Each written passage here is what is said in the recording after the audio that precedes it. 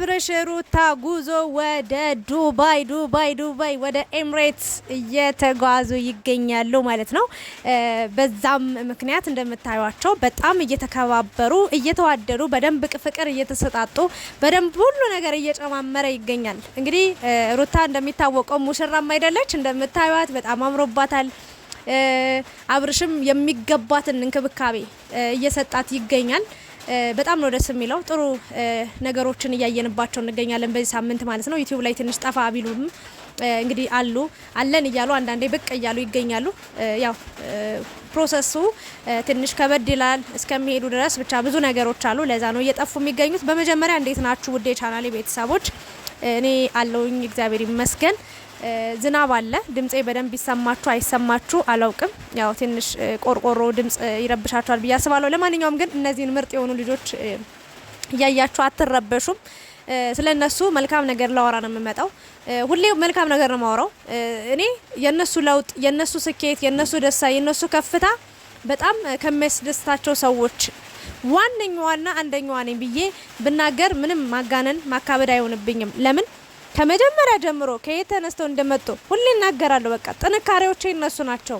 እነሱን ሳይ አንድ ሰው ከየት ተነስቶ ከአፈር ልሶ ተነስቶ ከመቃብር ራሱ ወጦ ሰው መሆን እንደሚቻል አላውቅም። የእውነቴን ነው የምላችሁ። እሱን ነው የተማርኩት። በቃ ከነሱ ጥንካሬን፣ ስኬትን፣ ብርታትን ነው የተማርኩት። ጥሩ ፍቅርን የሆነ ጅማሮ ምንም የሆነ የማይመስል ነገር ሆኖ መጨረሻው የሚያምር ነገር ልንገራችሁ። አንዳንዴ ሰዎች በጣም ጅማሯችሁን ያጨበጭቡላችኋል። በጣም በቃ አለን እያሉ ራሳቸውን ይከባሉ። ከዛ ግን የሆነ ሰዓት ላይ መጨረሻቸው ብትንትን ሆኖ ወይ ለነሱ አይጠቅሙ ወይ ለራሳቸው የማይጠቅሙ ሰዎች ይሆናሉ። አብርሽ ሩታ ሲነሱ በጣም ብዙ ተቃዋሚ ነበራቸው።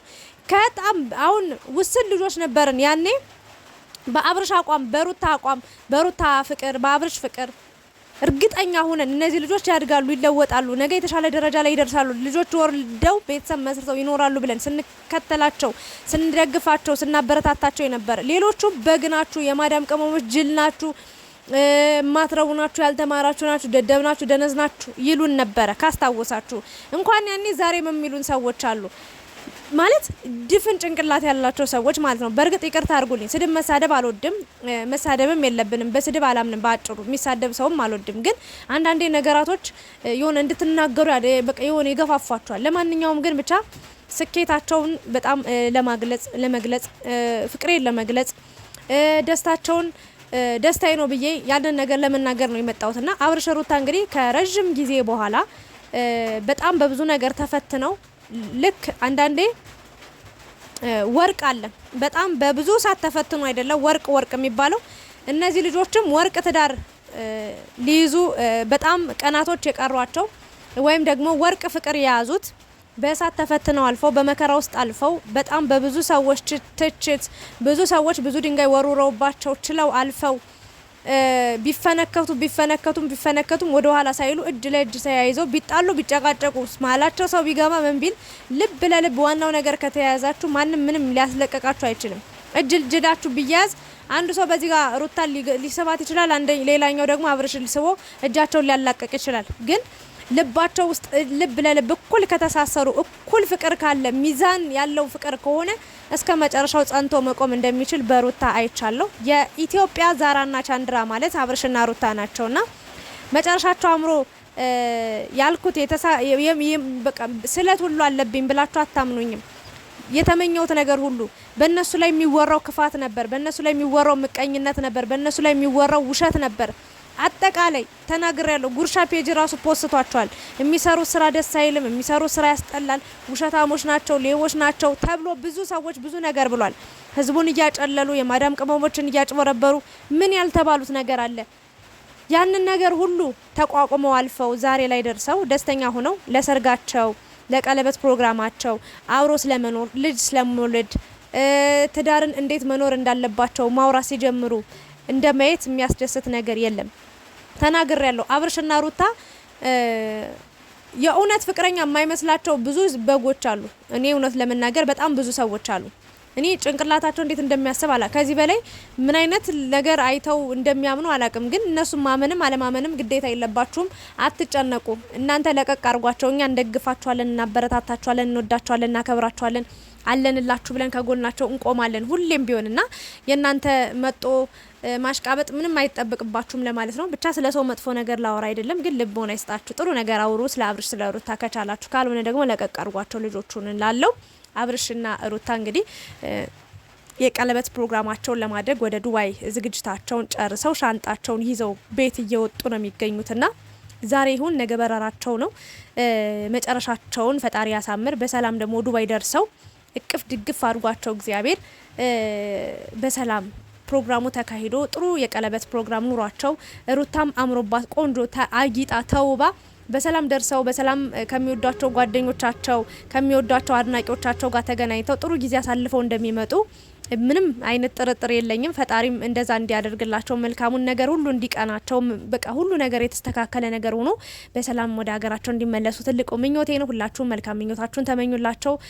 ከሀገሩ ወጣ ከሀገሩ እስኪመለስ እንግዲህ ያው ብዙ ነገሮች አሉ። በፕሌን ነው የሚሄዱት፣ መኪና አለ፣ ብዙ ነገር አለ እና ፈጣሪ በሰላም አድርሶ እንዲመልሳቸው መልካም ምኞታችን እንመኝላቸው፣ እንጸልይላቸው፣ በጸሎታችን በዱዓቸው እናስባቸው ብላለሁኝና እንግዲህ ሙሽራም ስለሆነች እንደምታዩት ሩታ በጣም አምሮባታል። ሂማን ሄር አድርጋለች። ነጭ በነጭ ሆነዋል። ከወዲሁ ጫማዋን እያሰረ ፍቅር እየሰጣት እየሳመ እያቀፋት እየተንከባከባት ይገኛል እና አብርሽ ደግሞ በደንብ መንከባከብ ይችልበታል።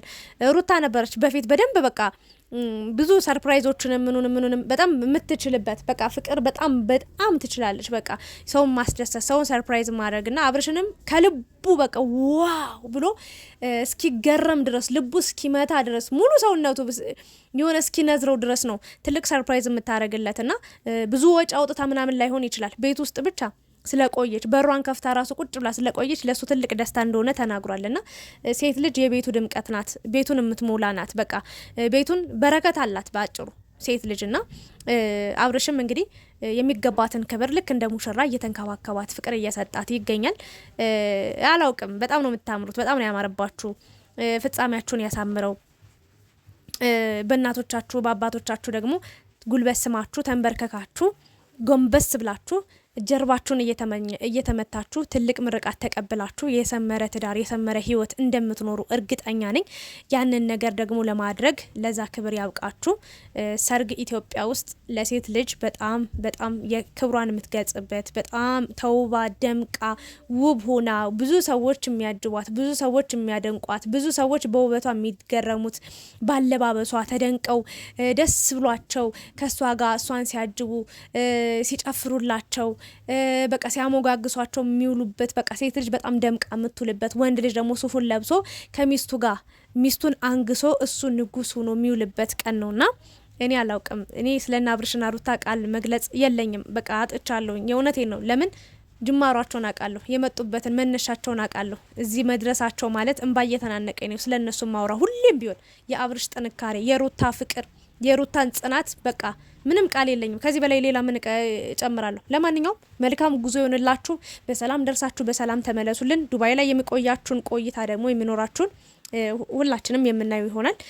ለጊዜው እንግዲህ ሩታንና አብርሽን በዚህ መልኩ ገልጫቻለሁ።